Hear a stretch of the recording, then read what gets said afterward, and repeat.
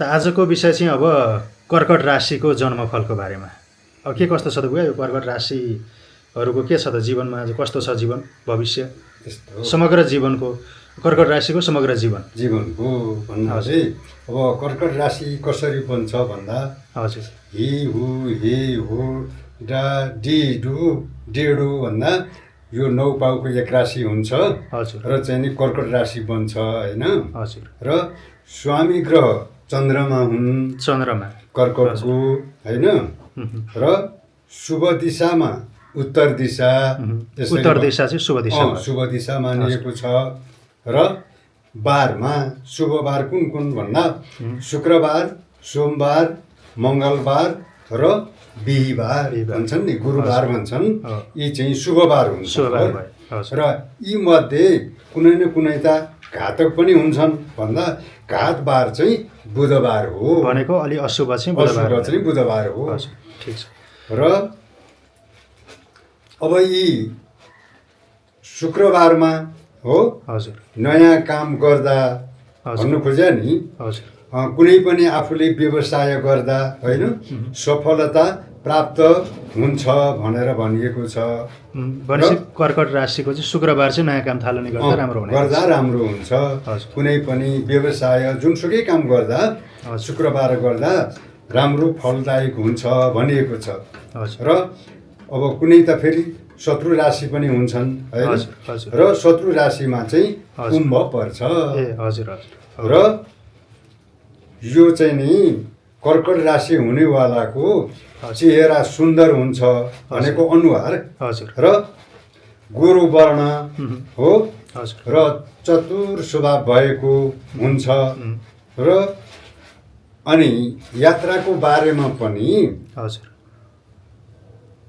यात्राको बारेमा धेरै गर्ने स्वभाव भएको हुन्छ भनेको छ। धेरै हिँडुल गर्ने त्यस्तो विचार भएको हुन्छ भनिएको छ।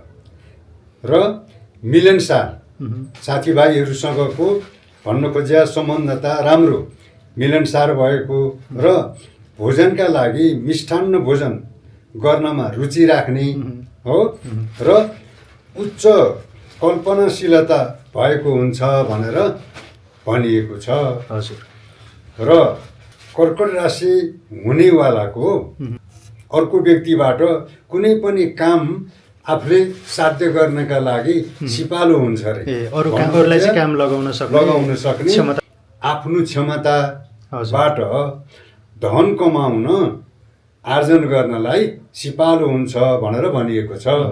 र समस्या पर्दा कुनै पनि काम हो सजिलैसँग समाधान गर्न सक्ने पनि हुन्छ भनेर भनिएको छ कर्कट राशि।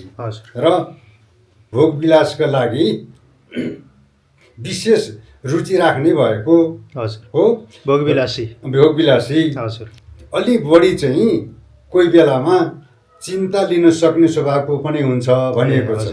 त्यो किनभने अलि हडबड गर्दा बस चिन्ता लिने स्वभावको चाहिँ देखिन्छ।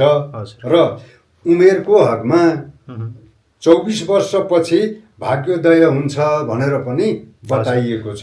कर्कट राशिको 24 वर्षमा चाहिँ भाग्य जो सुरुवात हुने भाग्योदय भनौँ न भाग्य खुल्ने समय हुन्छ भनेर बताइएको छ।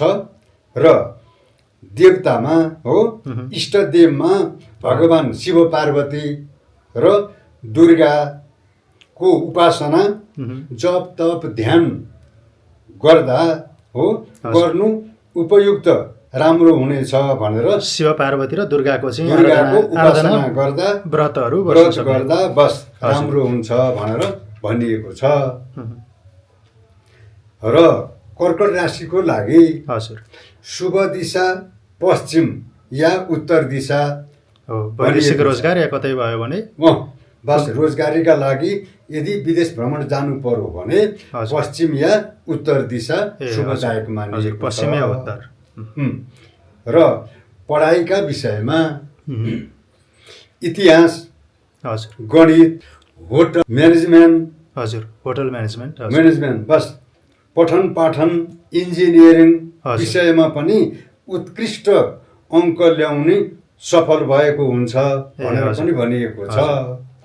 र वैदेशिक यात्रा रोजगारका बारेमा त अघि पनि हामीले बतायौँ होइन। हजुर पश्चिमी अमेरिकी होइन हजुर युरोपियन हजुर मुलुकमा उपयुक्त हुन्छ भनेर बताइएको छ।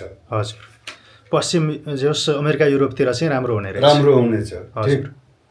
र पेसामा भन्नु खोजेका कुनै व्यवसाय गर्छु अथवा बगैँचा बनाएर फलफुल फलाउँछु भनौँ भने हजुर त्यसमा पनि राम्रो हुनेछ भनेर भनेको छ। हजुर र सङ्गतका लागि हो हजुर हजुर नेवार राई तामाङ लगायत वैश्य जातिका व्यक्तिहरूसँग सङ्गत गर्दा सम्बन्ध राम्रो हुनेछ ए भनेर हजुर हजुर कर्कट राशिका लागि कर्कट राशिका लागि। र अब उमेरको हकमा हजुर 12, 21, 31 हो हजुर 41 हजुर अथवा 91 वर्ष महिना र दिन केही अशुभदायक हुन्छन् जस्तो पनि देखिन्छ।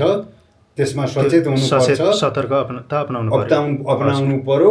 र तिथिमा द्वितीया सप्तमी द्वादशी अशुभ छन् भनेर भनिएको छ। हजुर र मेष वृष तुला हो हजुर धनु र मीन राशि चाहिँ शुभदायक छन् भने तर शत्रु राशि चाहिँ हजुर मिथुन भनेर पनि बताइएको छ।